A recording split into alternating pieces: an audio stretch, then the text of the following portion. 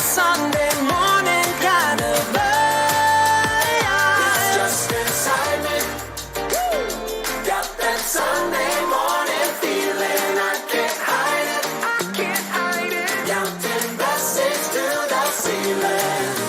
I believe that you are working everything for good. No denying, no denying. Love is shining.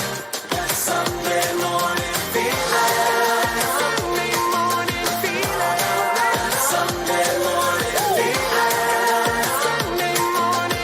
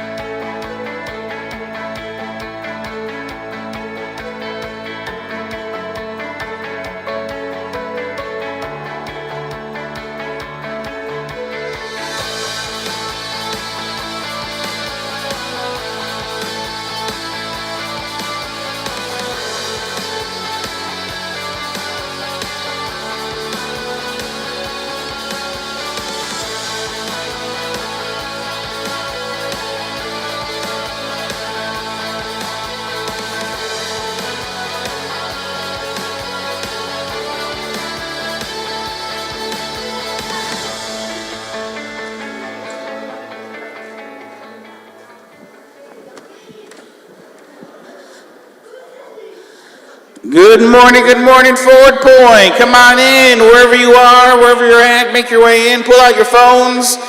We're going to have a little fun this morning, as we normally do. We like to get things kick-started with some interaction. So this morning we have a majority rules. It's some song-based options. You're going to choose some songs that you like. So go ahead and get signed in there. Go to ccg.buzz, put in the code there, and you're going to put in your name. And we're going to see some of your favorite songs, how they've formed you over the course of your life. We're going to see which ones will reign supreme over all other songs. Got that Sunday morning feeling. I might even sing a few lines from them for you. ccg.buzz. Pull out your phones. Well, thank you, Mike. Appreciate that. I'm going to try to not let that go to my head.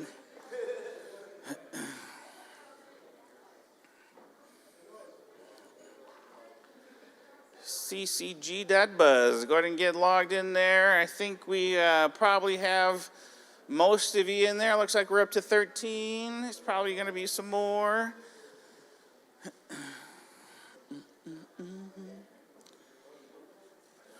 All right, let's get this majority rules party started. This is how it works. There's going to be a couple options there, and you have to guess in what the majority of the people in the room are going to guess in order to receive points there. Obviously, the faster you choose, the more points you are awarded.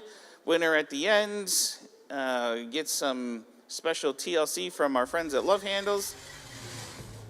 And then we're going to go into Battle Royale a little later. But first, we're going to start off, warm things up with just some simple majority rules. What is your all-time favorite love song? Is it I Will Always Love You by Whitney Houston, or is it My Heart Will Go On by Celine Dion? And I will always love Joey. All right, let's see. Let's see here. Oh, I think it's because of my vocal abilities there. Probably put that one over the top there. I let a bunch of Whitney Houston fans there. Let's see here. I Love Ashley is in first place with a perfect score of 100. Today's Ashley's Biff. I'm not sure what a Biff is, but happy Biff. Okay, number 2. Your favorite choreographed wedding reception dance song. Which is it? Your favorite? Is it the Cha-Cha Slide or is it the Electric Slide? Which one to get you up and out of your seat there for the wedding reception?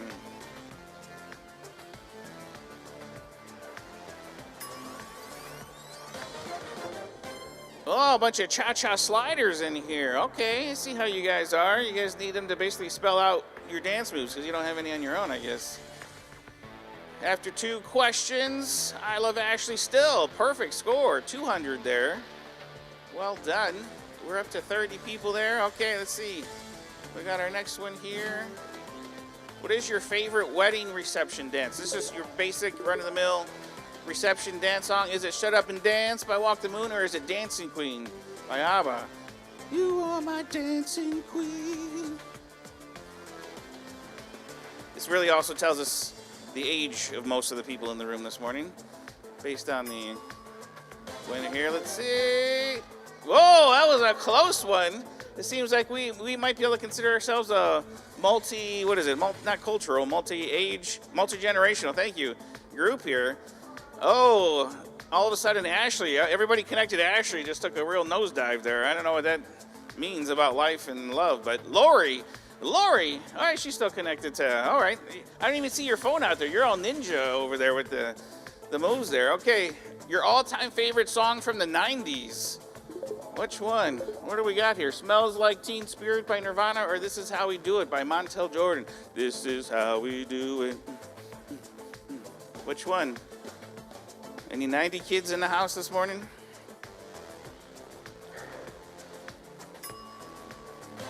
Let's see here. Whoa, you guys are split right down the middle here. Man, let's see how that affected the scores here.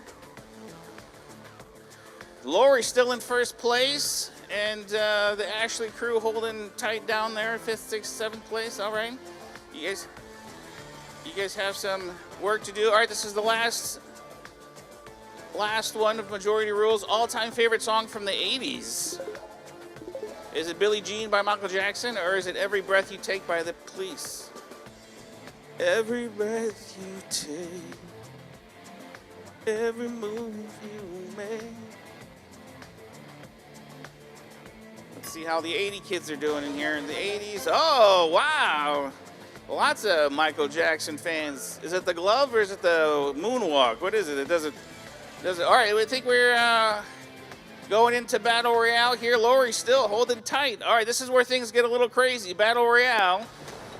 Same kind of idea. However, if you guess and choose the option that's the least chosen, then you go down to 0. You lose all of your points. So you got a lot on the line here as far as your reputation goes.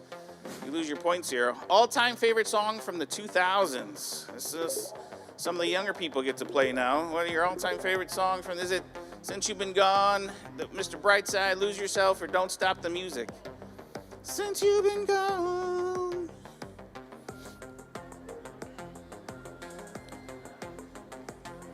What do you think?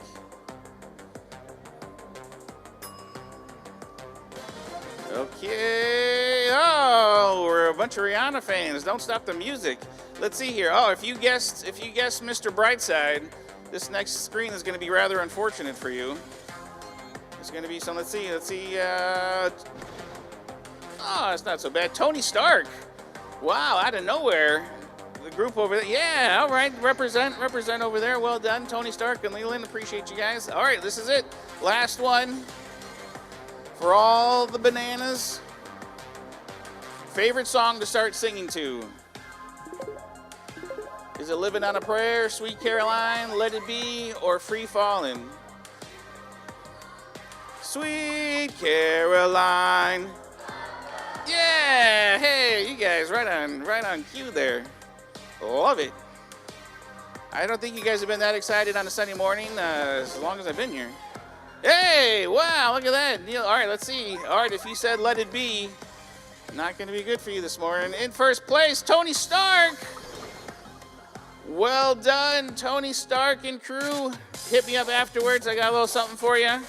Might involve a little sports me slap on the tush there. So we're slapping people on the tush here? I thought that's only when it's your birthday. I thought you had the mic. I'm sorry. I stole her mic.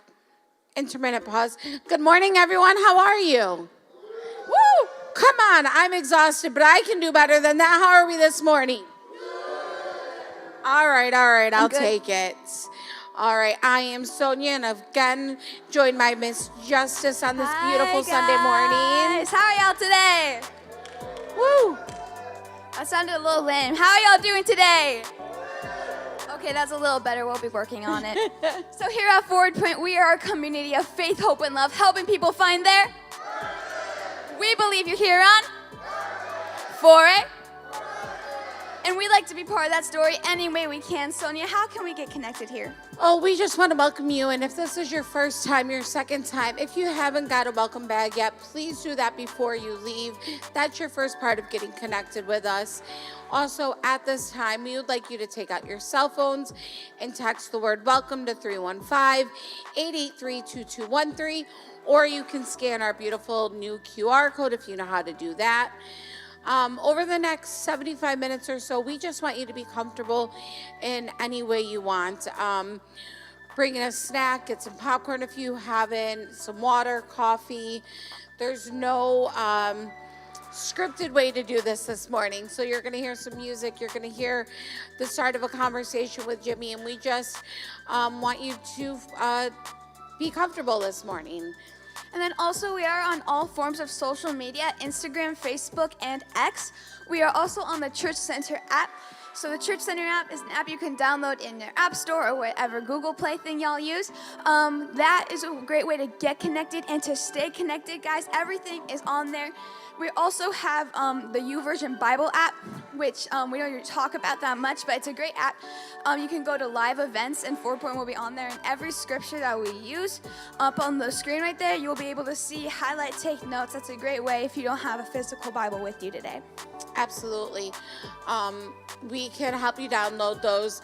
It is important to get that Church Center app downloaded because we have our life groups coming up, and those are there, where they are, who they are.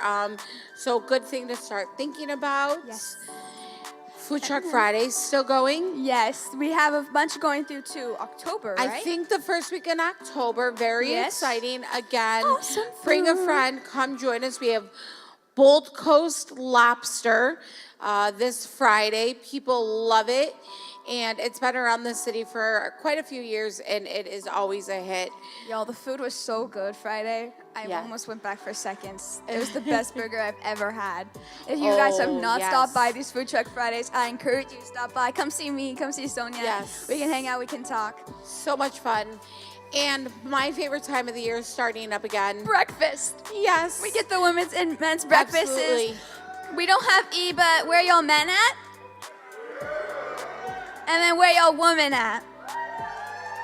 We win. We're better. Okay. So the food is delicious, and Yes. this year the men's are at Love Handles. Love Handles still, and the women's are Or at my house. Justice's house. Love- You want to give your I directions? do want to give my directions. So Love Handles is that way. If you are a dude, your fooding will be that way, down the street, 2500 James Street. If you don't find it, look it up on Google Maps. And then my house, it's on Sunnycrest. So if you're facing the building, you want to go that way. So go that way. And then my house will be that way. Yes.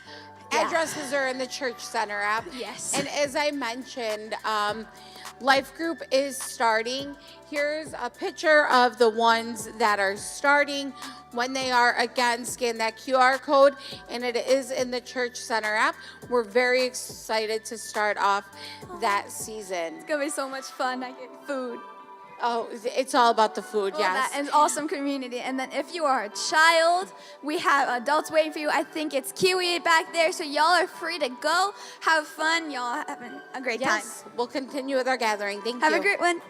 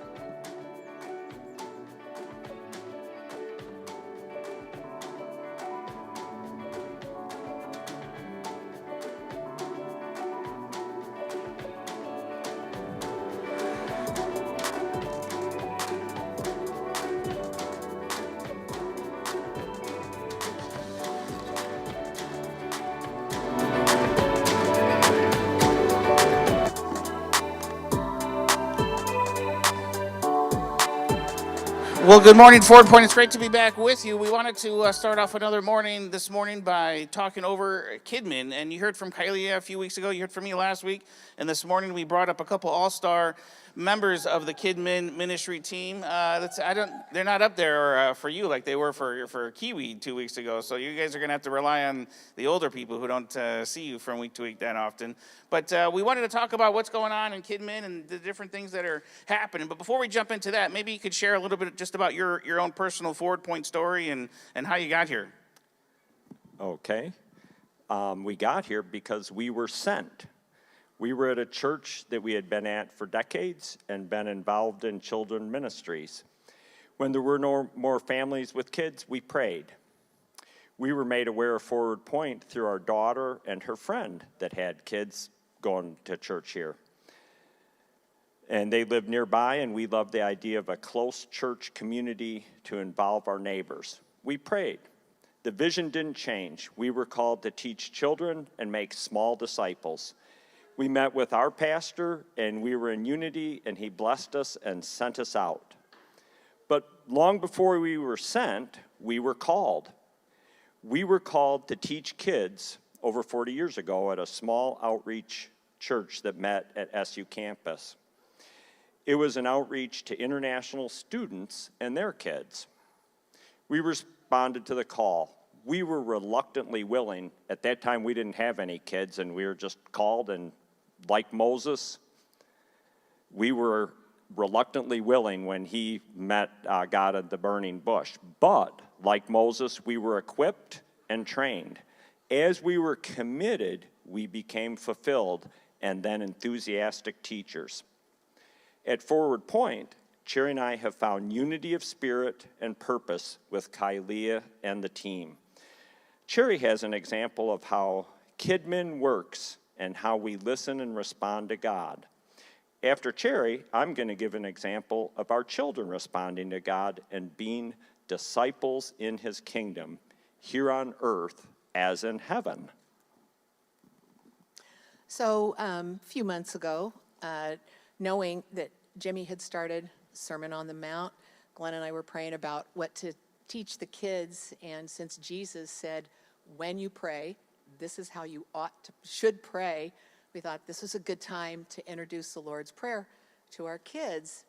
And one thing Glenn and I always pray is, you know, he qualifies the called. He equips the called. So we always pray, Lord, help us to have a teachable spirit. We're expecting our young disciples to teach us. And you need a teachable spirit in order to hear it, see them, and respond to that. So I had the poster. I'm sure a lot of you know the Lord's Prayer.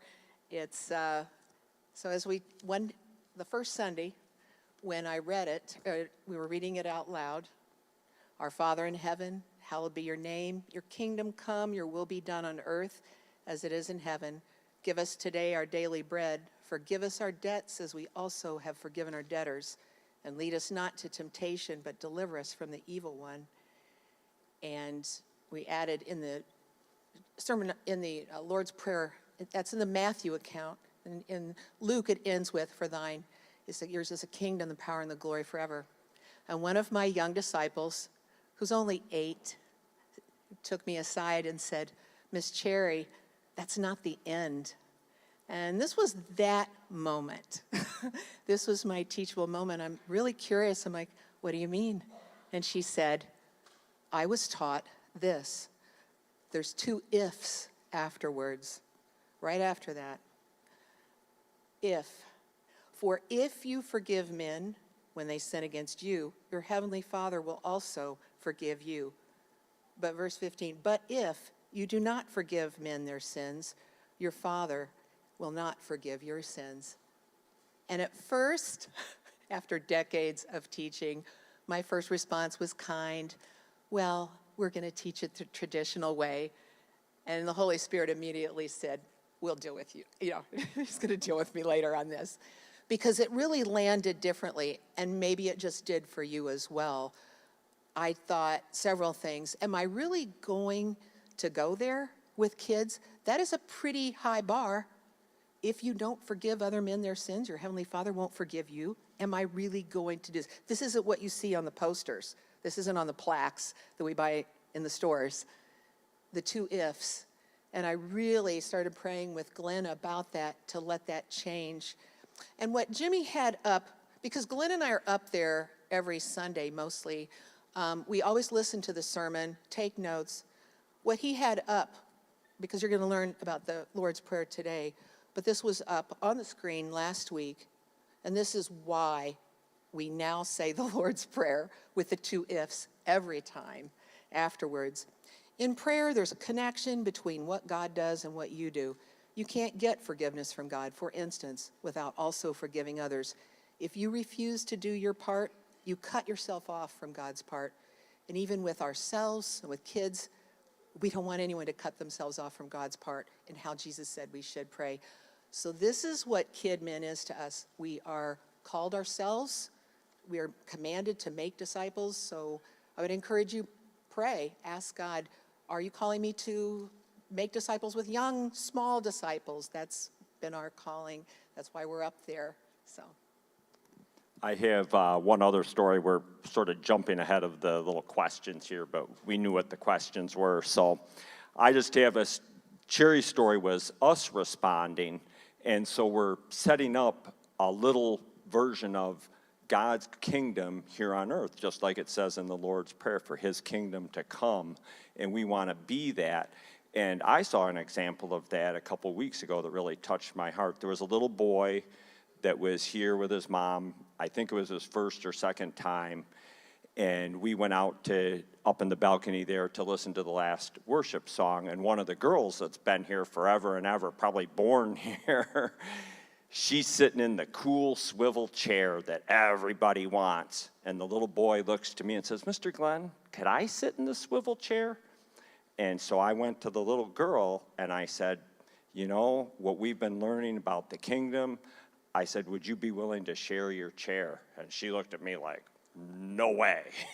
I said, "I will pray for you and we will see if you can respond to God and see his kingdom come." And then I had to leave it in God's hands, just like Jesus did with his disciples, like feeding the 5,000. And I prayed, and 2 minutes later, the little girl got off, very graciously told the little boy, "Here you go." He hopped up in the chair, huge smile on his face, and had a great time. So I know that he went home fulfilled and satisfied. He saw a little bit of the kingdom. But there's more to the story. That very same little boy came back the next week, and he had been told to bring some stuffed animals because we were doing Noah's Ark. Everybody, all the little girls, including that girl, forgot to bring their stuffed animals. He got up early or the night before and stuffed his backpack full of stuffed animals. He had about 12 or 15 of them. Each one had a name. He came up early and told me all about them, and I realized a bunch of kids haven't brought their animals. I asked him if he could share what he had learned about sharing, if he could do that. He looked at me the same way the little girl did about the chair. "No way, these are my precious little stuffed animals." I told him, "I will pray for you." When it came time for the kids to take an animal onto the ark, he opened up his backpack, spread out the animals in front of him, and everybody had an animal, and he had a huge smile on his face, and he was now a part of the kingdom. That's why we do it. Yeah, that's awesome. Also, moral of the story is be careful if Glenn prays for you, because you probably going to find yourself doing something that would be stretching. When you We believe in God. Yes. Talking to hearts. That's right. He's the only one. So when we talk about the kingdom of God coming down to KidMin and being able to reach out to more people, even as we move into the next building, what would be your call to people here and wrestling with the decision to maybe get involved with KidMin to be able to do that? Do like Moses did. Listen to God. It isn't even just a call for KidMin. Everybody. We say it every time. You do have a purpose. God created you for a purpose. He has a call on your life, and you ask him what the call is, and then be reluctantly willing.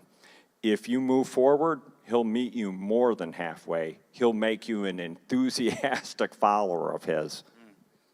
Well, thank you so much, guys. We appreciate that so much. If you have any questions, comments, thoughts, just curious about what it looks like being involved in Kidmin, you can text Kidmin there to our church line there, and we'll get you connected with Miss Kiwi, and just explore, just see what it looks like. It may be Kidmin, it may be something else here. There's a tech team, there's hospitality team, there's all sorts of different ways that you can get serving and become active participants, not just spectators. So start taking steps towards that, because we would love to see you find your purpose, especially as we think about moving into our new space and all the people who are going to be there, being able to meet all of those needs and reach out to new people. We need everyone involved in doing that. So this morning we are going to get started as we dive into the Lord's Prayer in the Sermon on the Mount. The Lord's Prayer kind of is the center of the Sermon on the Mount. It kind of is smack dab right in the middle. Jesus kind of does a little, explanation of how we should pray. And this morning, there's really going to just be some kind of general information around prayer. And then we're going to dive into the actual, what he tells us to pray and what it means there starting next week. But this morning, it's kind of an opportunity for us to have some bridges into that. And last week, we had a question that came in. I wasn't able to get to it afterwards, but it was this idea of wondering about televangelists, because the Lord's Prayer is in the middle of Jesus talking about doing all these different things that are important in our spiritual walk, but doing them in secret. Not doing them so people can see. Otherwise, if you get praise for, reaching out and giving to those around you who are in need, or for fasting, or for praying, then you've already received your reward. And the question was, well, what about televangelists, right? What about this idea of people even like me who are on the stage and it's part of our job and our culture to pray in front of everybody, or a lot of times when you see these different programs online, I mean, there's literally just endless amounts of teachings and people's charismatic individuals that you can follow along online. And what do we do with this idea where Jesus is saying, hey, kind of make this part of our relationship a priority, but do it in private? And my thoughts on that would be is that, throughout the Bible, we're not really called to judge, and except for one thing, is we're called to judge people by their fruits. Right? When you look at people and how they're living and the things that they're doing and what that is leading towards, then we look at the fruit and we're able to judge. And the goal of the New Testament church is not just to get a bunch of people to raise their hand to convert to Christianity. The goal was that there would be people who become disciples, more like Jesus, who bring the kingdom of heaven from earth down, from heaven down here to earth.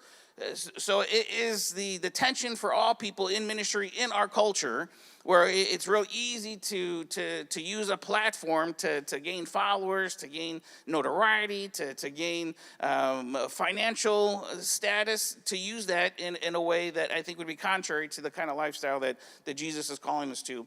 And when we think about prayers, we're going to dive into the Lord's Prayer. We'll see this kind of come alive.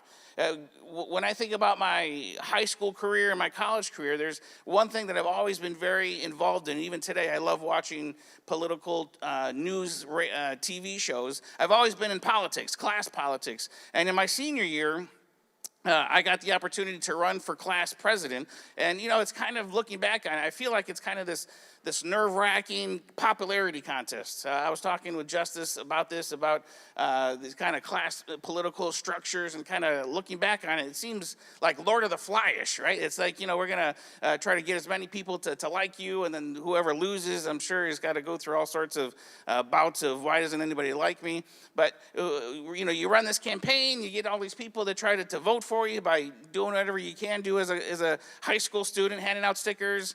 I wish I was doing it today. It'd be, free froyo over at Love Handles. It'd be easy win. But our class advisors came to us after all the votes had come in, and they said, we have this conundrum, is that there is an exact tie for you and for this other individual for class president. So here's what we decided to do. We've decided that we're just going to have you guys be co-presidents. So here I am, my senior class. This is our class officers. I don't know if you recognize which one is me. It's not one of the three there in the middle. I'm over here, over on the right there. But that is Jimmy Doyle as the high school senior class president. Now, fast forward a few months going into college. College is a little different because your first year you don't really know anybody. So it almost feels even more so like you got to kind of have to spin everything and talk to people. But I decided I was going to run for class office again. So I ran for my freshman year at Bible school to be the class vice president. And there I was up there, the top left there, the freshman class vice president of my class there at Elam. And the hard part about in Bible school is we would have chapel all the different days except for Friday.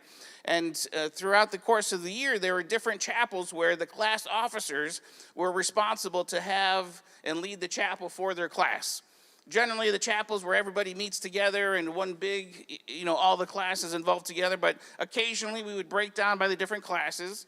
And it was the class officer's responsibility to lead it. And as vice president, it wasn't long before it was my job to lead the chapel for my class. Now, the interesting part about my chapel, as I look back on it, is it became one of those formational moments in my life. Because here's what had happened. God was really working in me as far as living for him unconditionally. And there was this song that was playing pretty regularly by this artist named Jeremy Camp. You may have heard of him. He's still pretty popular. But he had this song called Take My Life. And if you're familiar with Jeremy Camp, you probably love and appreciate. He's very much a contemporary Christian artist, easygoing, fun to listen to. But this is one song of all of his songs where he gets I would almost call it hardcore. Now, it's not hardcore in the broad sense of the genre, but it's a song where he is, for some of it, actually screaming, right? And some of you here might not appreciate that kind of music, and as a general rule, I don't necessarily like that music, but I feel like there is some emotion when there's screaming involved, right? And it's not like screaming, it's just real kind of low, passionate kind of singing. And this song was just something that doing work inside of me at that point in my life that I couldn't explain, but I wanted my classmates to feel what I was feeling. I wanted my classmates to kind of be in the same state of mind where they were willing to give their life over to God, where they were willing to do whatever it takes for him to work inside of us to be who he wanted us to be. And it only made sense that if this song was a part of doing this work inside of me at this point in my life, that it would do the same thing for my fellow classmates, right? So I get up, and I can't tell you what I shared about. I don't remember the verses. I don't remember the stories that I used. I just remember at the end saying, all right, I want all of you to listen to this song. And I play the song, and these are some of the words to the song. This is the verse and the chorus. It says, here I am before you now. I'm like a child reaching out. Here I am. I'm giving all I can. Breaking my pride, I feel I'm through. Shattered inside, I run to you, and now I give it all to you. Up to this point, it's a normal Jeremy Camp song. But then it starts to get a little intense. And he starts to kind of scream, take my life, take my mind, right, is how this song is going. In this big university-style lecture room, I'm playing the song in these little itty-bitty single speakers. There's one on either side of the stage. And I can just see the people's faces as they look at each other in almost like awe and like, who is this guy? He is, these are probably the things that you guys think every week, but they were visibly on their face expressing these concerns. I can't see because it's dark out there. I don't know what's going on in your faces. But it was just obvious that this was not hitting them in the same way that it had been working inside of me. Right? I don't know if you've ever had an instant like that where you had a story and you thought it was like the funniest story, and you go and share somebody and they just kind of look at you like, and then? And you're like, no, that's a story. Isn't that funny? Or don't you get it? And they're like, yeah, right? And you're like, wow, that did not go over the way that I thought it would. Because there's something about formation in our lives that it's a specific story that happens for you that doesn't just happen for all of us at the same time. Now, there may be experiences that we all get to experience at the same time. There could be a Sunday morning that, for whatever reason, it was just a real meaningful, impactful content or a song, and everybody may collectively enjoy it.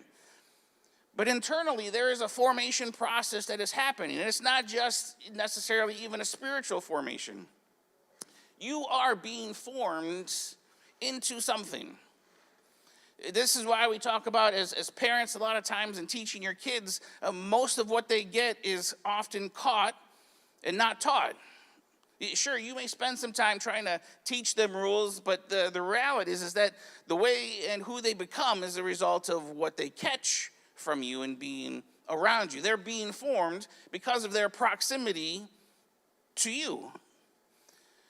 So likewise, you are being formed in your life by what you're in close proximity to. It could be your work and the people you work with. It could be family members. It could be what you do for hobbies. Those things in your life are forming you. And what Jesus is going to talk about in the Lord's Prayer is that this is part of your spiritual formation. Discipleship is the process of spiritual formation to become more like Jesus. And not only does Jesus say prayer is important in that formation process, but he says, I want to help you figure out how to do that better. How to use words and talking to God in a way that's going to help you spiritually form to be more like him. But even that by itself is not going to help you form to be more like Jesus' disciples if the voices of the world around you are forming you more than the spiritual voice that you're called to exercise and to practice. So Jesus says, as part of that process, here is a simple prayer that can get you started in that process. It's not a prayer that's designed to kind of be used for the rest of your life. But for all of us, if you want to take that first step in this spiritual journey, here is a real basic prayer that you can use. And if your heart is intent on the content of what these words say, then it's going to be okay just to say them verbatim, just to repeat them as is. The hard part is in our culture, it's become super easy to just say things with our mouth, but there be absolutely no connection to what's going on inside of us in our heart, mind, soul, spirit area. And for me, I've been in some places where there's just a lot of external actions and emotions, but no life change. So if you talk to me one-on-one over coffee or over lunch, more often than not, you will hear me talk about things like rituals, liturgy, right? Kind of just going through a bunch of motions and saying things scriptedly from a very negative context, because that's just what I've seen. I've seen a lot of that get used by people living and saying things once on a Sunday morning, but then on Monday, they're living totally different. So when it comes to this idea, prayer is an opportunity to either be formed or to perform. Right? There's going to be this natural tendency when it comes to prayer, when it comes to giving to those around you, when it comes to even fasting and sacrificing for God, where it can just become a performance, or it can be a tool in your life to be formed into discipleship. The hard part is none of us by our nature enjoy or like the idea of being formed into discipleship. Sure, we'd probably say, check the box, that's what we want on the test, because that's what we're supposed to do as Christians. But when the rubber hits the road, when the realities of this start to play out and ask things of us in our life, it's a little easier just to revert to the motions, to perform. So this is one of those things that I can't tell just by looking at you, but this is one of those things that God, looking and knowing the intents of our heart and what's going on inside of us, can tell the difference between performing or being formed. So when I went into this whole section on the Lord's Prayer, I was dead set on it being something that I just kind of line by line explain all the different things that these means, and this is how we translate it into our culture today. But coming out of diving into this section, I've become someone who really feels like reciting the Lord's Prayer with the intent of allowing it to form us inside is something that Jesus was calling us to do. That he was giving us this prayer that if your heart is to be formed, to not perform, but to be formed into discipleship, then this is a prayer that you can say every day. You can say multiple times a day, hundreds of times a day. You say it as many times as you need to for it to do the work inside of you that prayer is designed to do. Because true prayer is designed to be a formation tool in our discipleship, in our becoming more like him.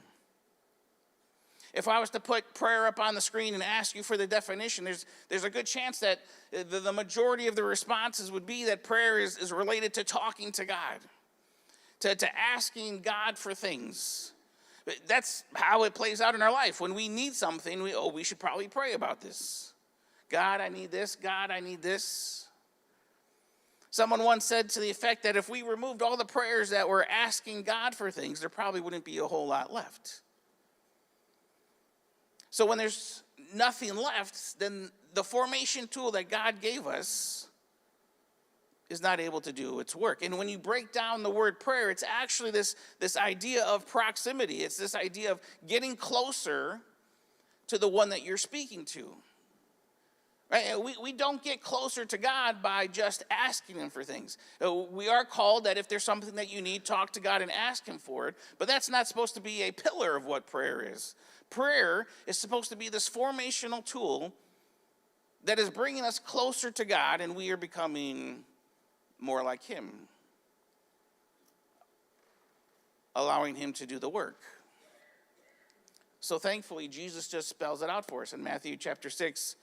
He says this. He says, "This then is how you should pray." And we're just going to read it. You probably are familiar with it. You probably have heard it before, but we're just going to read through it one time to kind of dip our toe in as we're going to dive in over the next couple weeks. He says, "Our Father in heaven, hallowed be your name. Your kingdom come, your will be done on earth as it is in heaven. Give us today our daily bread, and forgive us our debts as we also have forgiven our debtors. And lead us not into temptation, but deliver us from the evil one."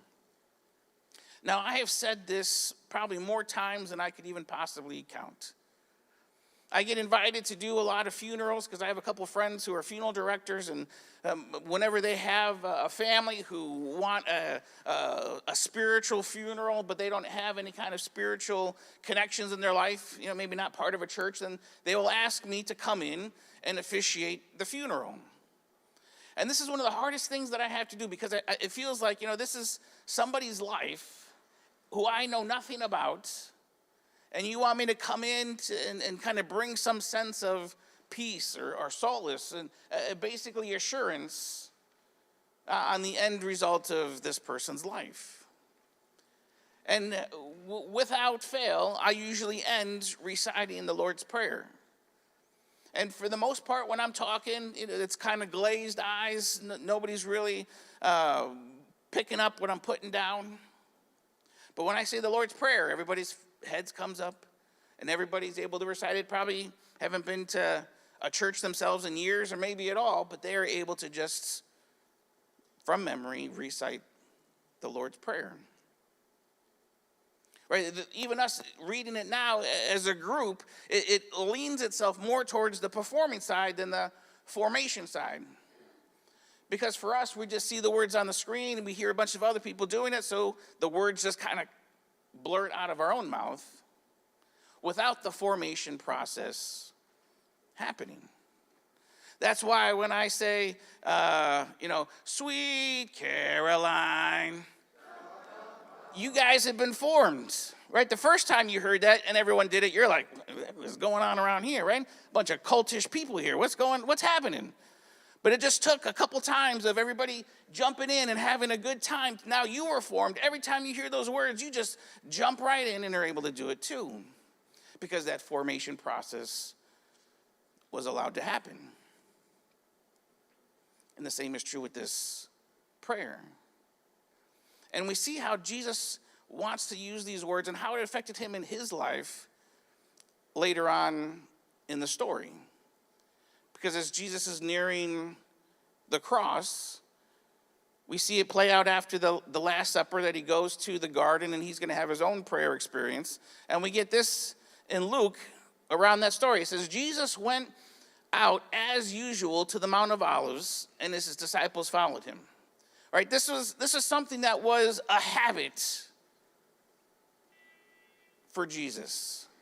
One of the ways that you can use the Lord's Prayer or anything else that is just written out for you in a formation process of being more like Jesus is to make it a habit. That's going to be kind of one of the words for this morning is habitual. It's a habit. Not a habit that we just say together kind of mindlessly, but you in the privacy of your bedroom, going on a walk, whatever's happening inside of that, as you are reciting these words, that there's a process and a work that is happening inside of you. And we see how this happened for Jesus. And him being able to get to the cross was a part of this habit that he had in his life, where he would just get away to talk to God.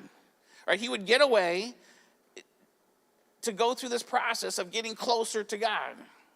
Because what he was about to experience required a pretty close relationship with his Father. Because when he would feel the abandonment of the sin of the world on his shoulders and God, my God, why have you forsaken me, right? That's not something that you can just walk through having performed the Lord's Prayer many times. But it is something that you can do and that we will see if you've allowed the Lord's Prayer to form you into being more like him, right? So the first thing we see is that this was a usual habit for Jesus. And on reaching the place, he said to them, pray that you will not, what? Fall into temptation. Right? What is a big part of the Lord's Prayer? Lead us not into temptation. Right? He said to the disciples up that if this formation was happening in their life, they could move on to something else. But they're still kind of, as we've seen in their 3 years with Jesus, constantly doing boneheaded things. Because there's a good chance for them, they're still in a mindset where this is about performing. They're looking to gain as much popularity, as much notoriety, build as many people as they can for their cause, not for the kingdom of heaven to come down to earth, but because they want their kingdom to overthrow the current kingdom of the Roman government.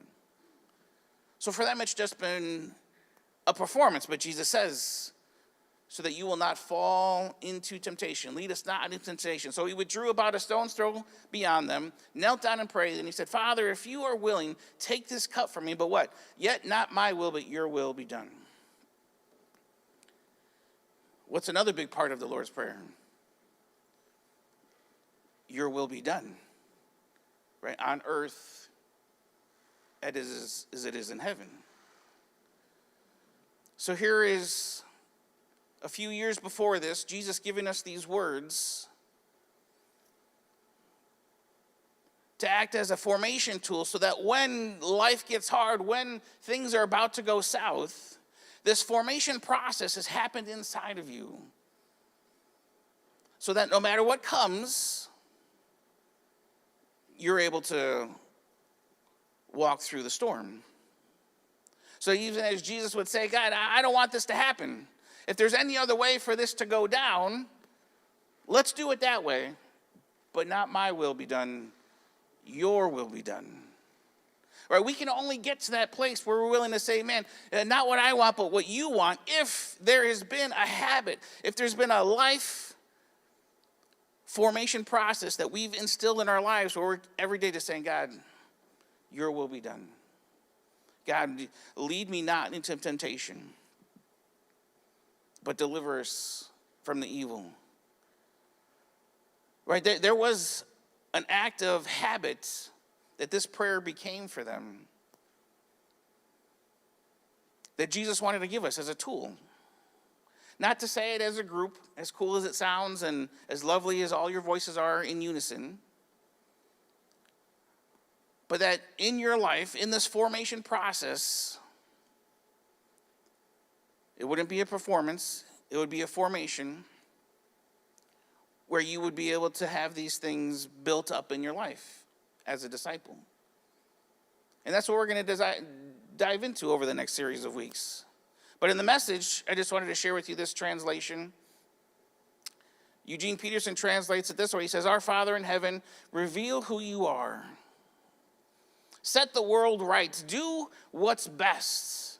As above, so below. Keep us alive with 3 square meals. Keep us forgiven with you and forgiving others. Keep us safe from ourselves and the devil. You're in charge. You can do anything you want.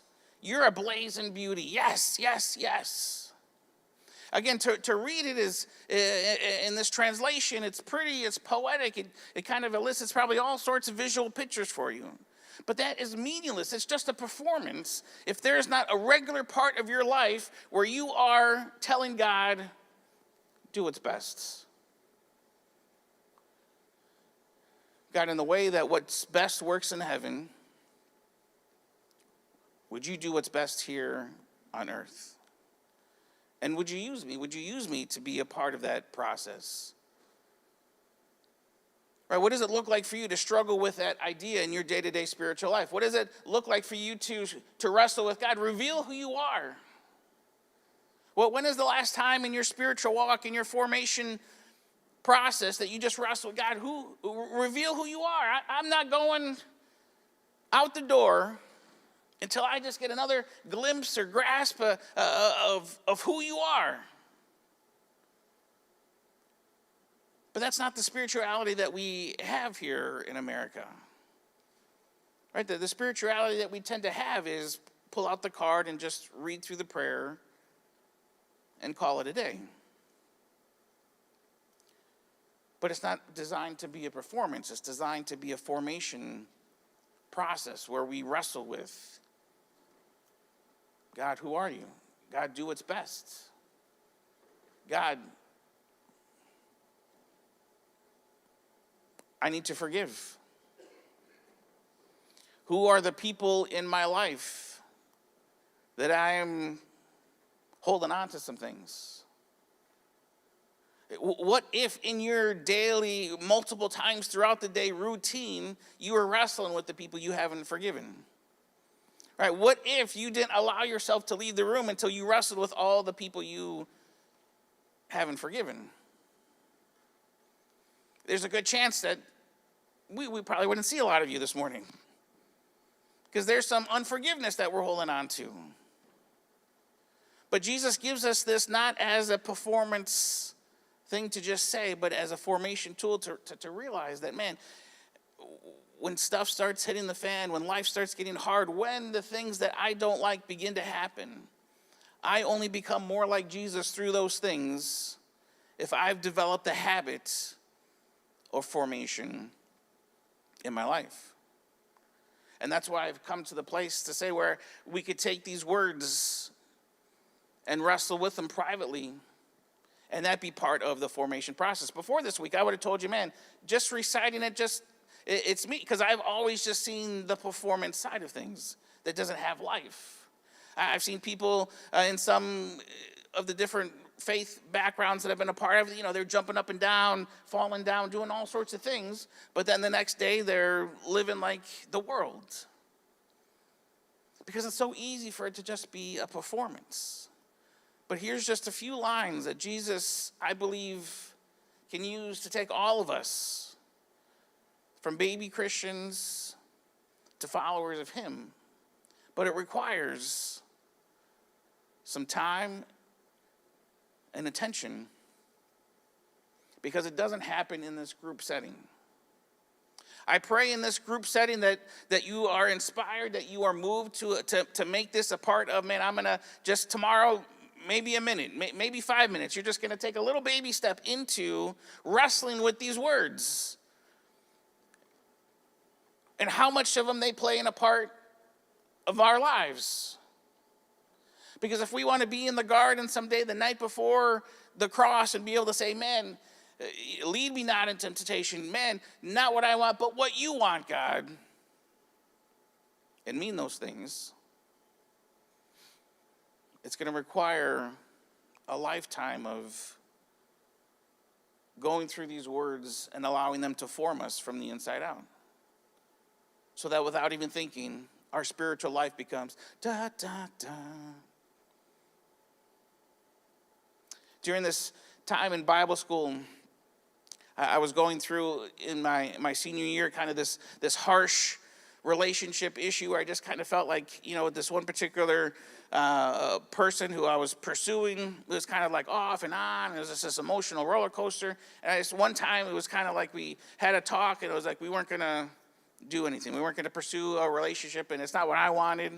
And I was just devastated. And there was this other song by Jeremy Camp that probably most of you are more familiar with. It's a song called I Still Believe. And the song that he wrote, I Still Believe, is a song that he wrote about becoming engaged to this woman who had cancer and that she would eventually go on to die. And he wrote this song saying that despite those things that he's walking through, he's going to choose to still believe. And I remember after this conversation we had going up to my dorm room, and I just put that song on repeat, and I over and over listened to the song as I just remember crying there in my bed. Broken. And there's one of two things that can happen as a result of listening to a song over and over again. Right? You can come out of that space where you're now able to get up on stage and sing that song. Or in the midst of that song playing, you wrestle with the words and say, God, this is where my life currently is, but this is where I want it to be. How do I get to this place that I hear that Jeremy Camp is at? Because I'm not there. And these are the words to his song.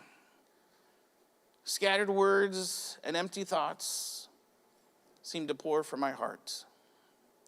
I've never felt so torn before. Seems I don't know where to start, but it's now that I feel your grace fall like rain from every fingertip, washing away my pain. Because I still believe in your faithfulness.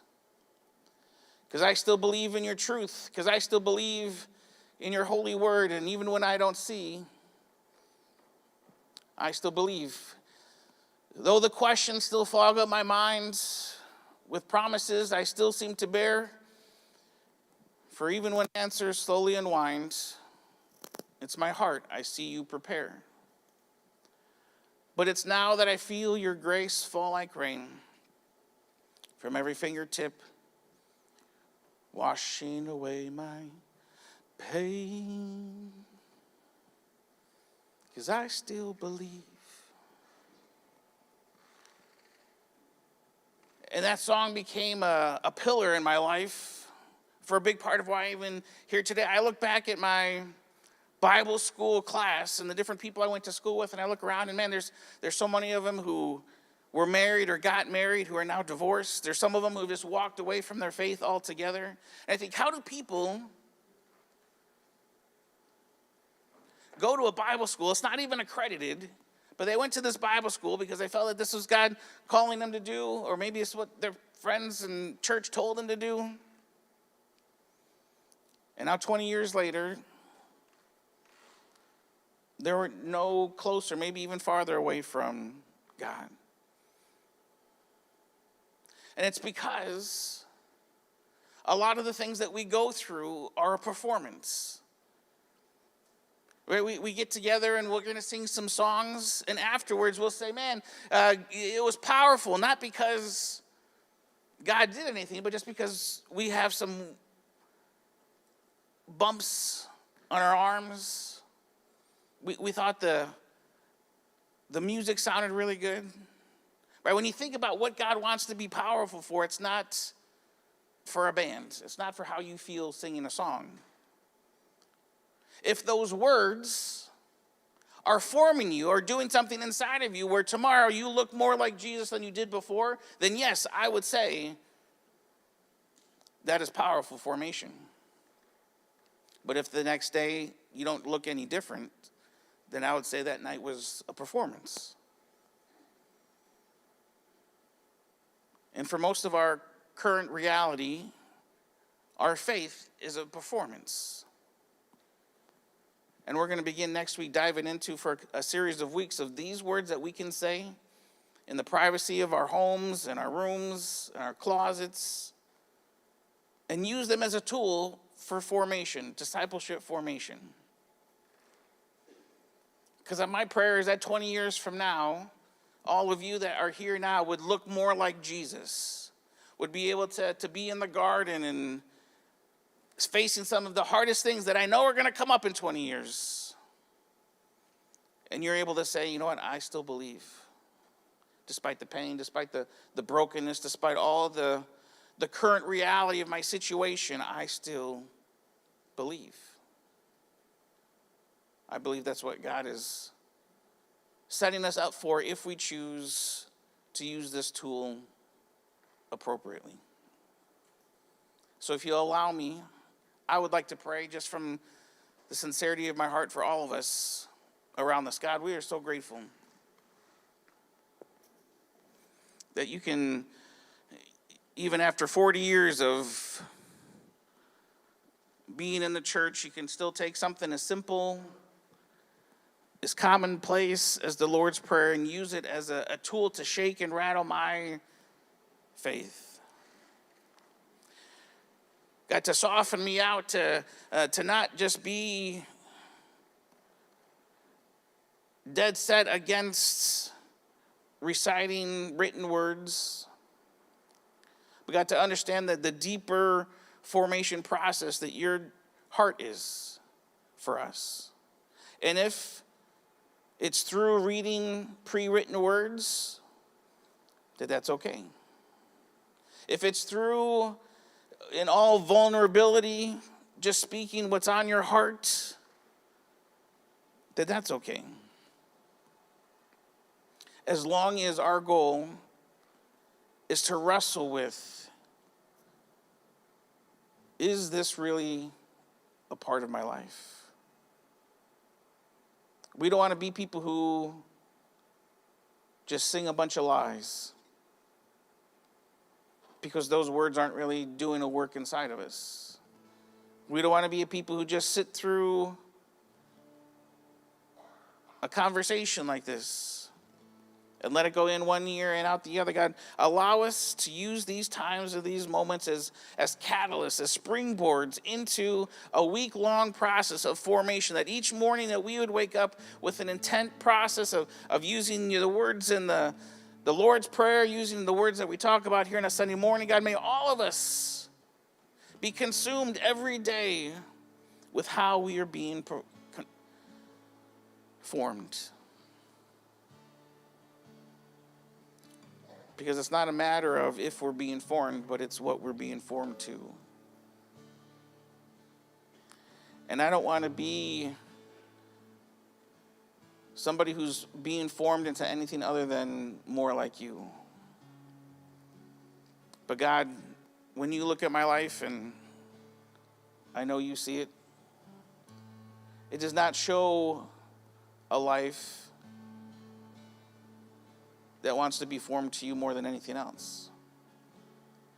It shows a life that wants to be formed to whatever notifications I get on my cell phone. It wants to be formed to mindlessly playing games. So many other things that my life is being formed to, that being formed to you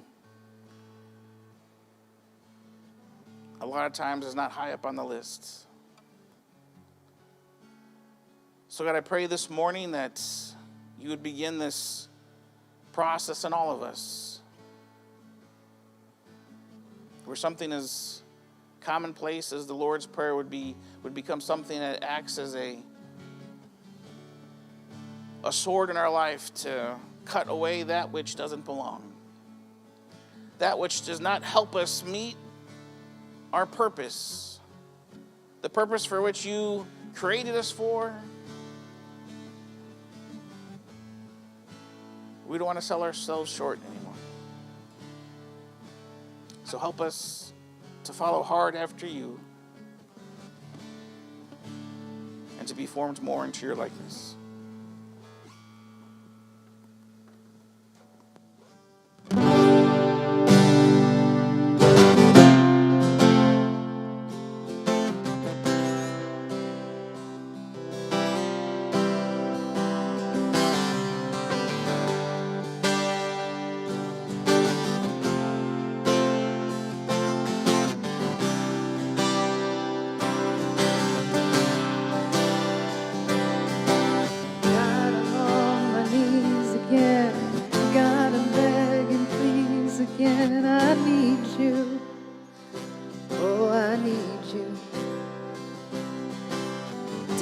to the...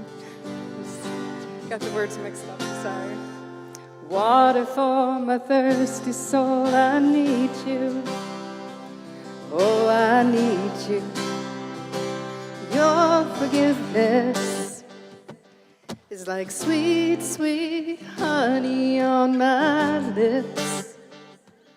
It's like the sound of a symphony to my ears. It's like holy water on my skin.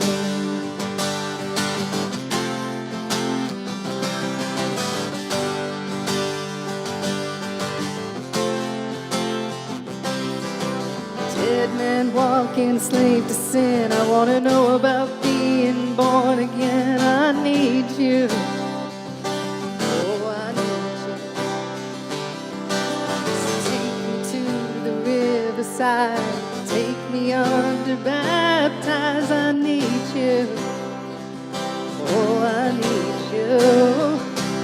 Your forgiveness is like sweet, sweet honey on my lips.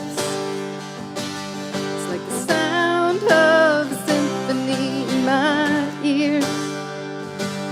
It's like holy water on my skin.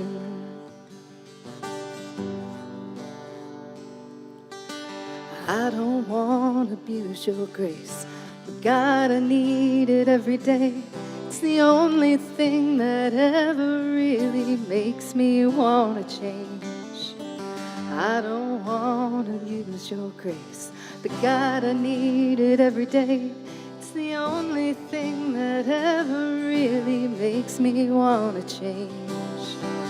I don't want to abuse your grace, but God, I need it every day.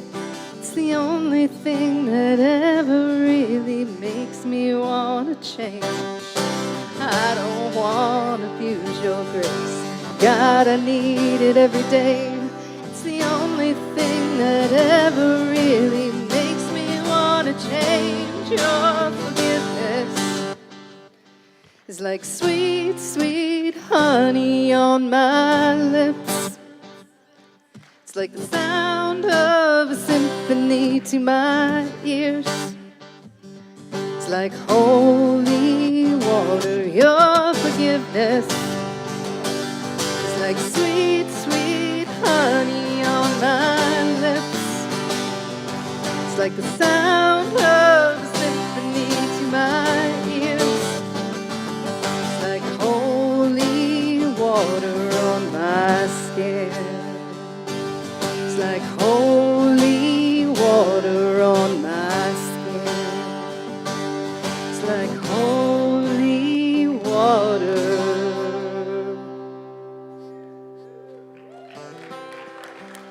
Sorry, I've got Jeremy Camp on my mind now. But thank you.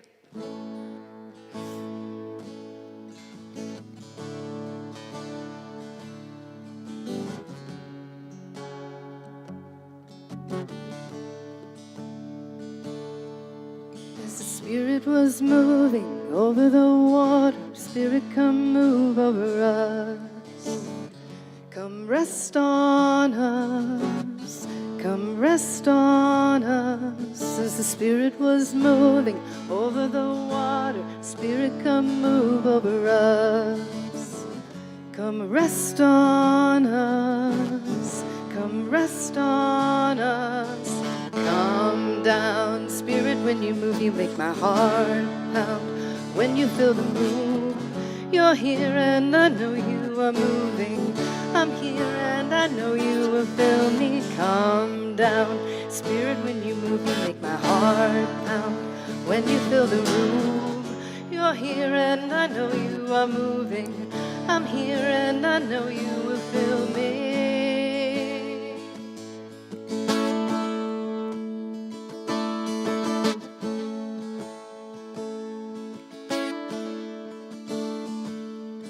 As the Spirit was moving over the water, Spirit, come move over us. Come rest on us. Come rest on us. fire and wind, come and do it again. Open up the gates, let heaven on in. Come rest on us, come rest on us. Come down, Spirit, when you move, you make my heart pound. When you fill the room, you're here and I know you are moving. I'm here and I know you will fill me. Come down, Spirit, when you move, you make my heart pound. When you fill the room, you're here and I know you are moving. I'm here and I know you will fill me.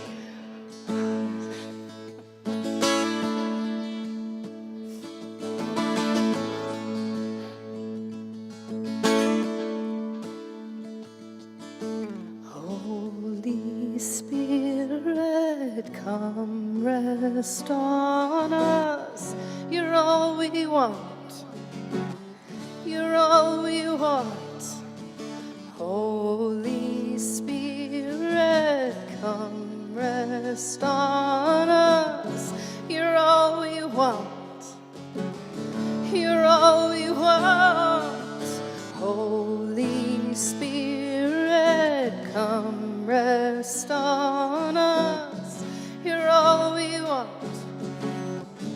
You're all we want. Holy Spirit, come rest on us. You're all we want. You're all we want. Come down, Spirit, when you move, you make my heart pound. When you fill the room, you're here and I know you are moving. I'm here and I know you will fill me. Come down, Spirit, when you move, you make my heart pound. When you fill the room, you're here and I know you are moving. I'm here and I know you will fill me. Come down, Spirit, when you move, you make my heart pound. When you fill the room, you're here and I know you are moving. I'm here and I know you will fill me.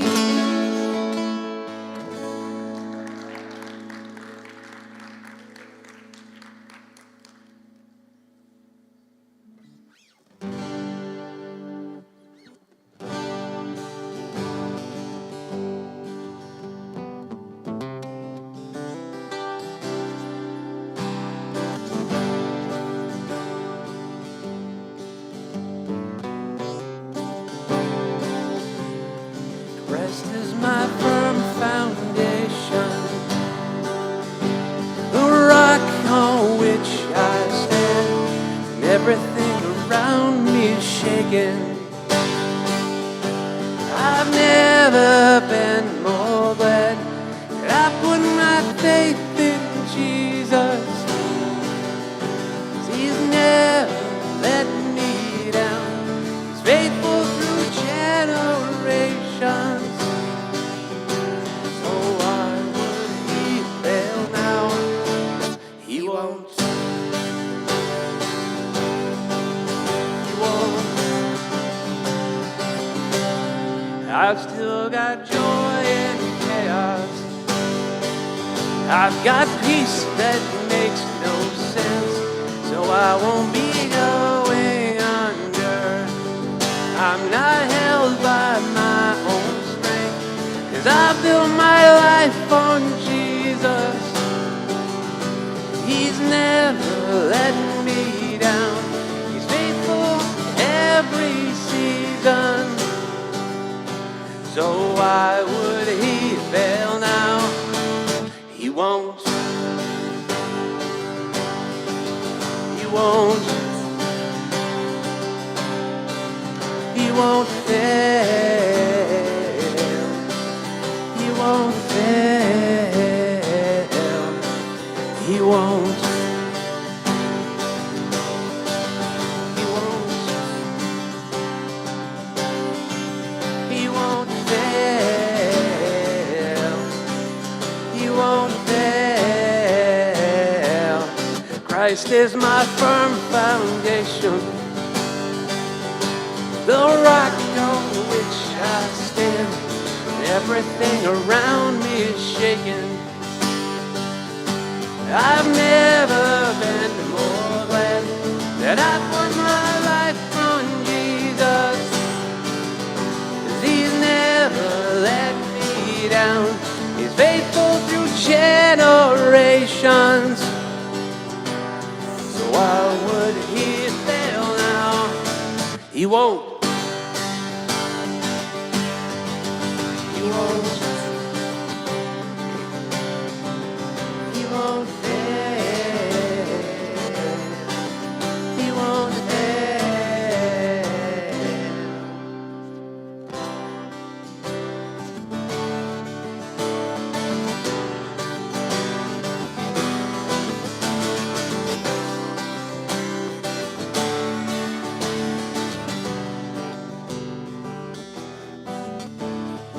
Rain came, wind blew, my house was built on you. I'm still with you, I'm gonna make it through. Rain came, wind blew, my house was built on you. I'm safe with you, I'm gonna make it through. Yeah, I'm gonna make it through. 'Cause I'm standing strong on you. I'm gonna make it through. My house is built on you.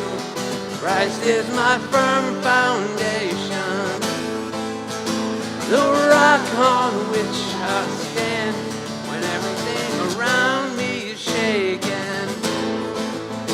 I've never been more glad that I've put my faith in Jesus. He's never let me down, faithful through generations. So why would He fail now? He won't. He won't.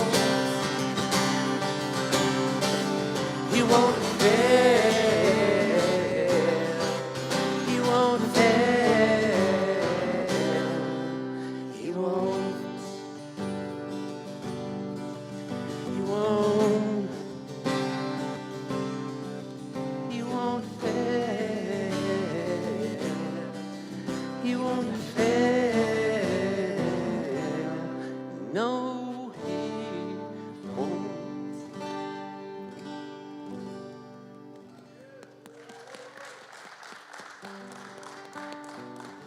It's hard to see the words when you got dust in your eye, you know what I mean? Last place. We haven't done this one in a little while, so I'm gonna need your help. So let's, We can do this, right? We Come all on. know this one. keep clapping.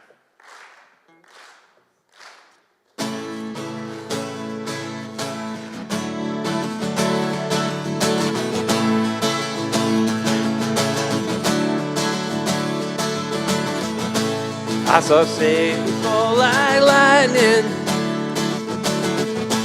I saw darkness run for cover. But the miracle that I just can't get over, my name is registered in heaven. Yeah. I believe in signs and wonders. I have resurrection power. Still the miracle that I just can't get over, my name is registered in heaven. Yeah, my praise belongs to you forever. This is my testimony, from death to life. Does grace rewrote my story? I'll testify. By Jesus Christ the righteous, I'm justified. This is my testimony. This is my testimony.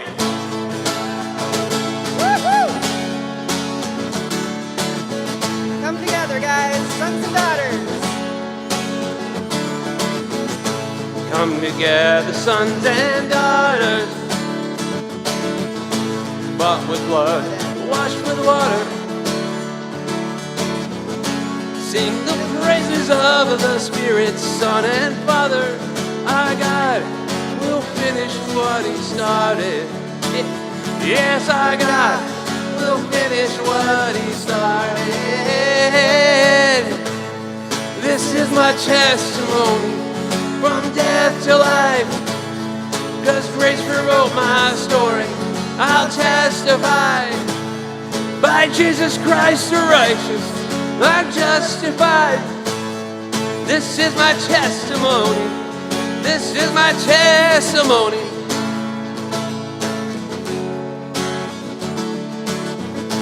All right, church. We're going to talk about when we were dead, and now we're alive. Because you're still breathing. Let's see if we can get God's not done with you yet. Oh, I believe is what I want to hear out of the crowd. So I'm going to say, if I'm not dead, you're not done. And I want you to say, oh, I believe. Can you do that? If I'm not dead, you're not done. Yeah. If I'm not dead, you're not done. Greater things are still to come. If I'm not dead, you're not done. Greater things are still to come. Oh, I believe. If I'm not dead, you're not done. Greater things are still to come. Oh, I believe. If I'm not dead, you're not done. Yeah. Greater things are still to come. Oh, I believe.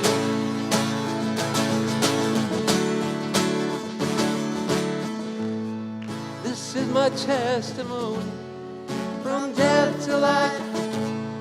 Does grace rewrote my story? I'll testify. By Jesus Christ the righteous, I'm justified. This is my testimony. Oh, I'm alive. This is my testimony from death to life. 'Cause grace rewrote my story. I'll testify. By Jesus Christ the righteous, I'm justified. This is my testimony. This is my testimony. Oh, I'm alive.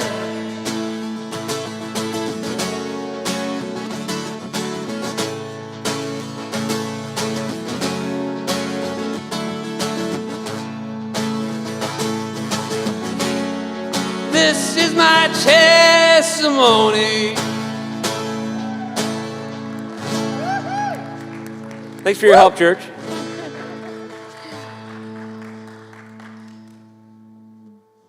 We just want to thank you again for joining us this morning. Before I came up here, I was just thinking our testimony is being rewritten and still being written every day. So don't think it has to be this big pronounced thing. And our testimony is continuous, never ending. Yes. And then if this is where you've decided you want to give, we have a couple ways you can do that. We have the joy box in the back because giving is a joy. You can give online at forwardpoint.org. You can give at the Church Center app, which again is a great way to get connected and stay connected. Or you can text any amount to the number 84321. Right And we now, do want to thank you for that as we are moving into the new church building, the new Forward Point space. We are very excited about that, and your giving does help us move this meter. We're up to 39%. It was 35 last week, right? Yeah. Yes, That's so great. exciting, so super exciting. Again, if this is something touched your heart this morning and you need prayer, please join our prayer team in the back corner. They are confidential, they are great, and we'll pray with you about anything. And then the Palace is very generous to let us be here on a Sunday morning, but they have other events throughout the week. So we like to help out, get cleaned up. If you have any time after the gathering, there is a closet right there, and there's broomsticks, and many hands make a light work, and we can all get out of here and eat brunch. Some next steps to look forward to. Again, if something is tugging on your heart about Kidman, text that number, 315-883-2213 with the word Kidman. We will get back to you. We also want you to be thinking about who you're going to invite to the women's breakfast this coming Saturday, or even the men's breakfast. You can find that information again in the Church Center app. And then please don't forget your kids. We love your kids. We want you to hang out with your kids. Maybe hang out more with your kids and volunteer at Kidman, you know. Win-win. You get to bond with kids and their friends and stuff. So don't forget your kids, because they love you and you love them. And don't forget to bring a friend to Food Truck Friday for Bold Coast Lobster. Thank you so much. Have a great week, guys.